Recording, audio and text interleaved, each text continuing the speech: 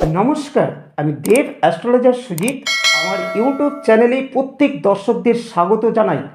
আজ আমি বার্ষিক রাশিফলে 2025-এর মীন রাশির জাতক জাতিকাদের বিস্তারিত আলোচনা করতে চলেছি। সেই সাথে এই পর্বে জানতে পারবেন আপনাদের শরীর স্বাস্থ্য, অর্থ, বিদ্যাশিক্ষা, কেরিয়ার, ব্যবসা, বিবাহিত জীবন, এই বিষয়গুলিতে আপনারা কি কি পদক্ষেপ নেবেন এবং কোন কোন দিক থেকে আপনাদের এড়িয়ে চলা উচিত। তার সাথে এই পর্বে থাকবে এই মাসে শুভ রং কি হবে এবং কোন মহোপায় পালন করলে আপনারা আরও ভালো থাকতে পারবেন। মূল আলোচনা শুরু করার আগে আপনাদের বলতে চাই, আপনারা আলোচনাটি শোনার আগে লাইক ও সাবস্ক্রাইব অবশ্যই করবেন। তার সাথে বেল আইকনটি প্রেস করতে ভুলবেন না কিন্তু। হ্যাঁ, আরেকটি কথা হলো, ভিডিওটি কেটে কেটে শুনতে যাবেন না, না হলে ভিডিওর মধ্যে থাকা গুরুত্বপূর্ণ কথাটি অজানাই থেকে যাবে। চলুন তাহলে আলোচনাটি শুরু করা যাক। সবার প্রথমেই আলোচনা করব মীন রাশির সারাটি বছর ধরে শরীর স্বাস্থ্য কেমন যাবে। এই বছরের শুরু থেকে confusion, doubt, tension, over thinking, depression, anxiety থাকবে। তবে এই সমস্যা তো আগে থেকেই ছিল আপনাদের। তবে 18ই মের পর শরীরের ব্যাপারে একটু সাবধানে থাকতে হবে। এই সময় হার্টের সমস্যা, মাথার সমস্যা, চোখের সমস্যা থেকে আপনাকে সতর্ক থাকতে বলা হচ্ছে গ্রহের বিন্যাস অনুসারে। এর পাশাপাশি লিভার বা কিডনি ওরিয়েন্টেড সমস্যা, ডায়াবেটিক সমস্যা, এগুলো থেকে যথেষ্ট সাবধানবাণী থাকতে বলা হচ্ছে। সুতরাং 2025 সালে শারীরিক দিক থেকে আপনাদের যথেষ্ট সাবধানে থাকার পরামর্শ দেব। এবারে আলোচনা করব অর্থভাগ্য কেমন যাবে। অর্থভাগ্য যদি বলি তাহলে জুন মাসের 7 তারিখের পর থেকে অর্থভাগ্য যথেষ্ট ভালো হওয়ার যোগ থাকছে। সেই সময় পারিবারিক পরিস্থিতি কিছুটা ভালো থাকবে। আবার 18ই মের পর থেকে পারিবারিক এবং অর্থের দিক থেকে কিছু না কিছু সমস্যা আসতে পারে। এই সময় হয়তো নিজের ভুলের কারণে বা কারোর পরামর্শে ভুল জায়গায় ইনভেস্ট করে ফেলা, ফেঁসে যাওয়া সম্পত্তি সংক্রান্ত ক্রয় করার পর কাগজপত্রের কোনো লিটিগেশন আসতে পারে। তবে আপনার জীবনের সবথেকে ভালো সময় আর্থিক দিক থেকে আসবে 13ই সেপ্টেম্বরের পর। এর থেকে আর্থিক ভাগ্য আরও ভালো হবে 27শে অক্টোবরের পর। এবারে আলোচনা করব পরিবার বা পারিবারিক পরিস্থিতি কেমন থাকবে। পারিবারিক পরিস্থিতি আপনাদের কিছু ভালো আবার কিছু খারাপ চলে, ঠিক বলছি তো? তবে 15ই মের পর পারিবারিক পরিস্থিতি যথেষ্ট ভালো হবে। এই সময় মায়ের শরীর স্বাস্থ্য ভালো হবে, সম্পত্তি সংক্রান্ত লিটিগেশন দূর হবে, পরিবারের সাপোর্ট থাকবে। এবারে বিদ্যাশিক্ষা নিয়ে বলবো। প্রথম শ্রেণী থেকে দ্বাদশ শ্রেণীর বিদ্যাশিক্ষা যথেষ্ট ভালো হবে। যদিও শনির 7.5 চলছে, এই কারণে পড়াশোনায় মন বসতে না চাইলেও বসাতে হবে। আর যারা কলেজ বা টেকনিক্যাল বিষয় নিয়ে পড়াশোনা করছেন তাদেরও পড়াশোনা ভালো হবে। এছাড়া যারা পিএইচডি বা গবেষণার সাথে যুক্ত আছেন তাদের 21শে জানুয়ারি থেকে 3 এপ্রিল পর্যন্ত যথেষ্ট সাপোর্ট থাকবে। আবার 4 এপ্রিল থেকে 7ই জুন এই সময়ে পড়াশোনা, কেরিয়ারের ক্ষেত্রে নানা রকম বাধা তৈরি হতে পারে। তারপর থেকে আবার সব কিছু ভালো হবে। এবারে সন্তান নিয়ে আলোচনা করব। বছরের শুরু থেকে সন্তানের শারীরিক কিছু কমপ্লিকেশন বা সমস্যা আসতে পারে। সন্তানকে নিয়ে নানা রকম সমস্যার সৃষ্টি হবে।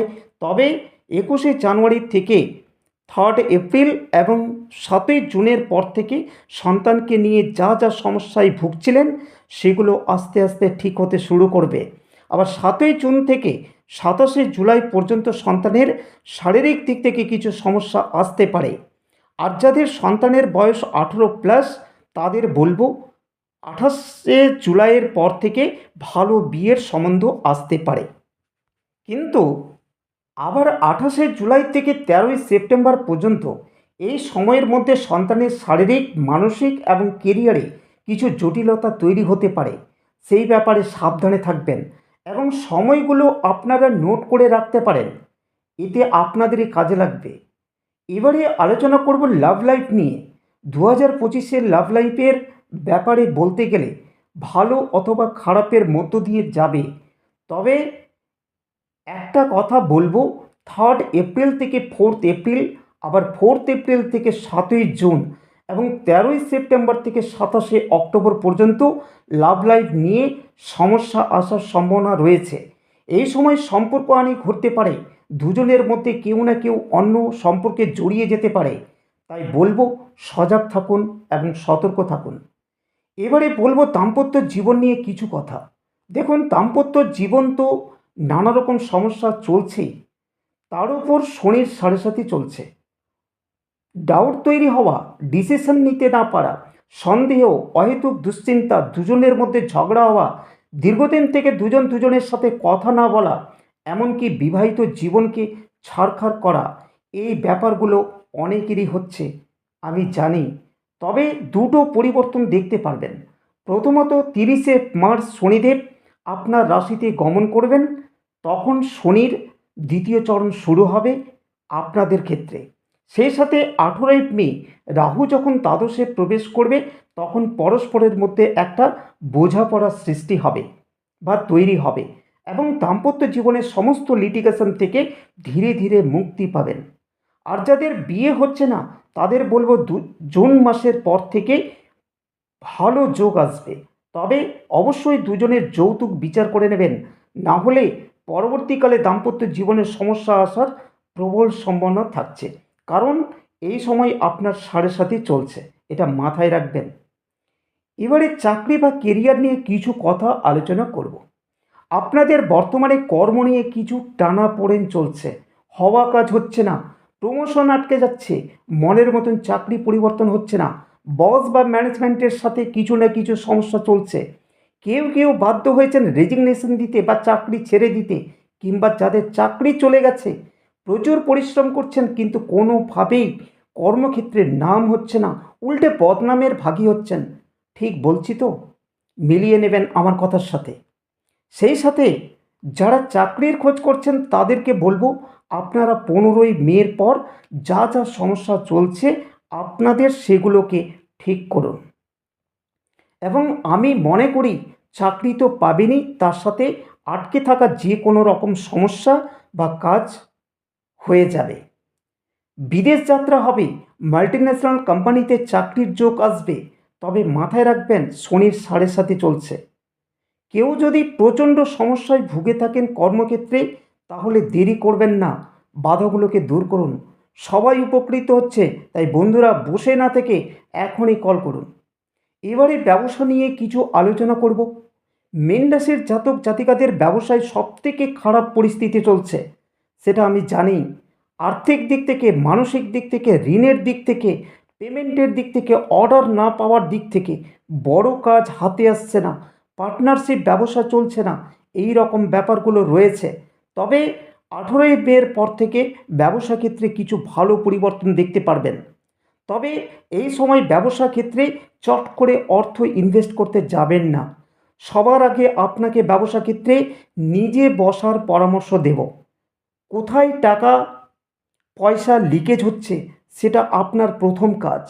যদি এই কাজটা করতে পারেন তাহলে 15ই মের পর কিন্তু আস্তে আস্তে পরিবর্তন হওয়ার যোগ শুরু হবে। কিন্তু সেই সময় অর্থ আসবে যদি এখন থেকে প্ল্যানিং করে চলেন তবেই। সুতরাং সার্বিকভাবে বলা যেতে পারে ব্যবসা ক্ষেত্র মধ্যম প্রকৃতির থাকবে। আজ মূল আলোচনাটি এই পর্যন্ত। এবারে আলোচনা করব এই মাসে শুভ রং কী হবে এবং কোন মহা উপায় পালন করবেন। তার আগে আপনাদের বলবো, এখনও যদি আমার চ্যানেলটিকে লাইক ও সাবস্ক্রাইব না করে থাকেন তাহলে ইমিডিয়েট লাইক ও সাবস্ক্রাইব করুন এবং তার সাথে সাথে বেল আইকনটিকে ক্লিক করুন। আর যাদের পরিবারে এবং নিজেদের ভাগ্যের দিক থেকে যে কোনো রকম সমস্যার সম্মুখীনে পড়লে দেরি না করে বুকিং নাম্বারে কল করে বুকিং করুন, না হলে পরবর্তী সময়ে আপনাদের আরও জটিল কোনো সমস্যায় না পড়তে হয়। বন্ধুরা এখনও বলছি, সাবধান হন। চলুন তাহলে এই বছরে আপনাদের শুভ রং থাকছে হলুদ ও কমলা। সেই সাথে প্রতি শনিবার ও মঙ্গলবার করে হনুমান চালিসা অবশ্যই পাঠ করবেন। তার সাথে কাক ও কুকুরদের খাবার অবশ্যই দেবেন। ভালো থাকবেন। আলোচনাটি এখানে সমাপ্ত করলাম। দেখা হবে পরবর্তী আলোচনায়।